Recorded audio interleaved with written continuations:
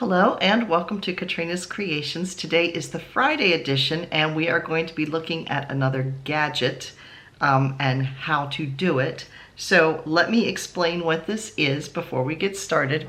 These are knitting looms. Now, these are my mother's. We have circular ones in various sizes.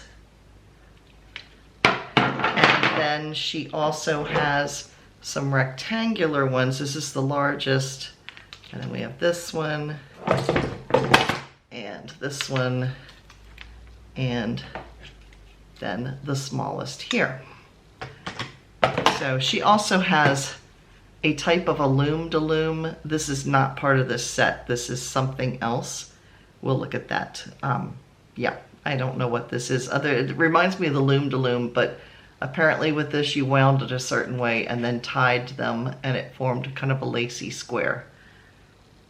I have no idea. So anyway, but we are going to be talking today about the loom knitting. Now, what exactly is loom knitting? So first I want to explain what knitting actually is. If you are more of a crocheter, this is going to make the most sense to you. So let me demonstrate here. I can find the end of my yarn. So when you crochet and you do a chain stitch, it is basically slipping a stitch through, grabbing, slipping a stitch through, grabbing and slipping a stitch through. So we all understand a chain stitch. But in the case of knitting, it's like making chain stitches, but instead of going this direction, you are making chain stitches that go this direction. They're hooked onto a needle and you basically are chaining up as you go around. So that's the best explanation I can give to you as far as what exactly knitting is as compared to crochet. Just think chain stitch turned on its side. So when you are knitting in the round, you are just going to be doing a knit stitch because it automatically forms at what's called stockinette, which is what these looms do. You won't get garter stitches, you won't get like a squishy stitch. You're going to get stockinette, which is like what most of your sweaters look like. This is stockinette. Let me move it closer so you can see it. So as you can see, all of the stitches are rough, where if you look at ribbing here, you've got, these are purl stitches that cause the difference in texture. This is what's called garter stitch on the side here, where you have knit and purl stitches involved. But this is stockinette, which is a smooth knit. And that is what you're going to be creating with a loom knitting. What are the different ones used for? This small one, it looks bigger than it's actually going to be because knitting stretches a lot more than crochet does. So this is going to be stretched out when you were knitting with something, but when you take it off the loom, it's basically going to fit a baby, like a little newborn baby, preemie to newborn baby. So if you were going to make a child's hat, you would probably use something a little bit bigger like this, and an adult hat would probably be done on something like this. I mean, it's much bigger than my head, but because the stitches are stretched out, once you take it off the loom, it's going to return back to its normal shape, which would be about the size of what you're going to want for a hat for an adult. Now these straight ones, you could knit literally all the way around, and you would have, when you took it off the needles or off of the loom, you would basically have a big giant tube, which you could make as a blanket. You could sew it in strips and it would be double knit. It'd be knit on both sides.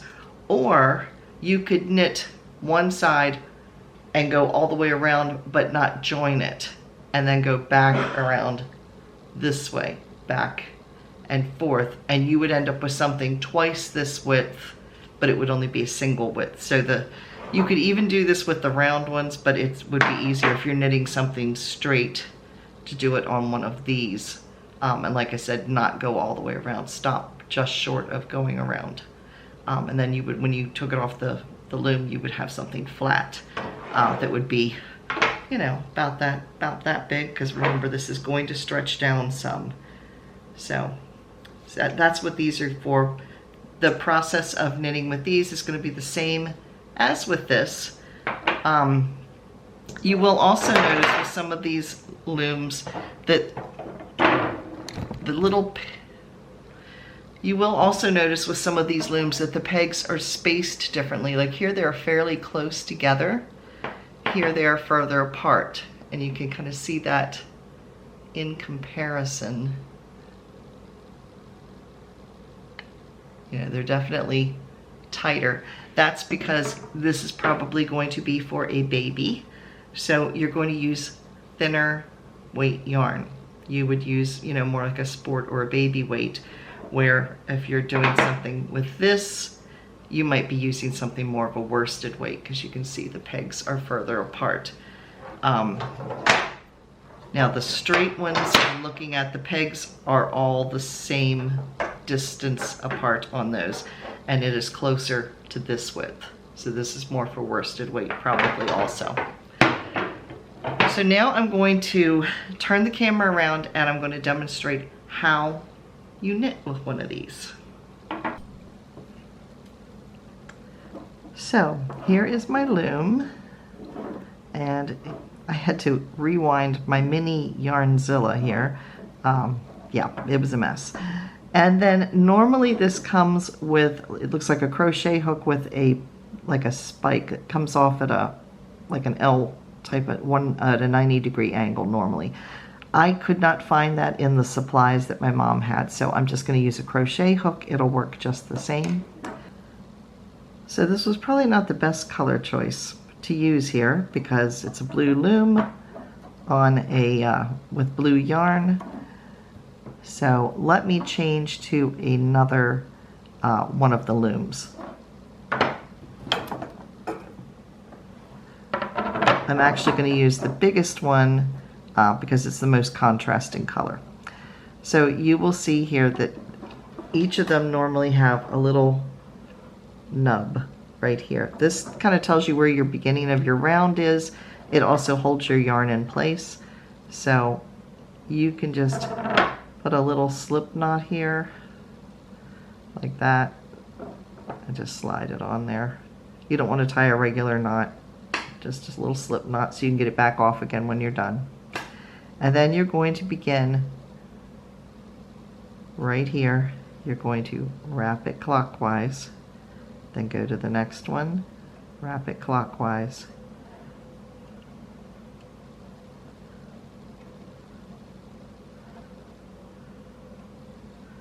like this, and you're going to go all the way around till you get back to the beginning.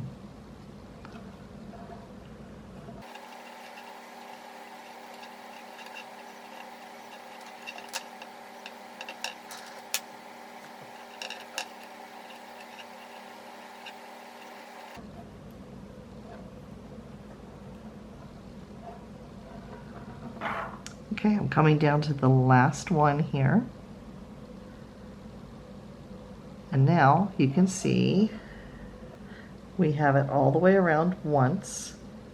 And you'll notice these grooves right here. That's where you're going to slide your crochet hook, or if you have one of the kits that has a pick in it, that's where you're going to slide that in. So we're now going to continue a second time around, because you're going to be making a slip knot, so you're going to be making like a chain stitch. So you're going to want to go all the way around a second time.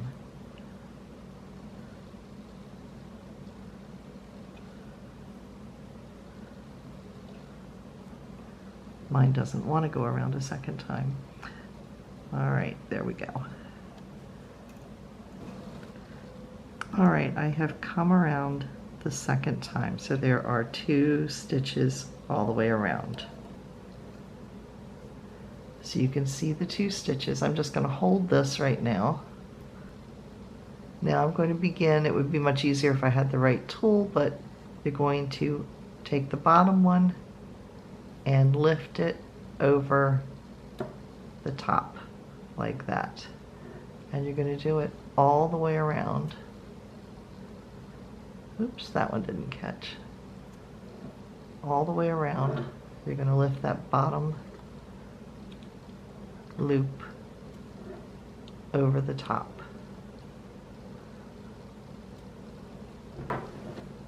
So for the sake of time, I'm going to show you what you would do for your next row. Your rows are now beginning to form. This outside portion, this would be the right side. This is going to be the inside of your work. So if you're wearing this, like say this was a hat, this is the inside of the hat, this is the outside of the hat.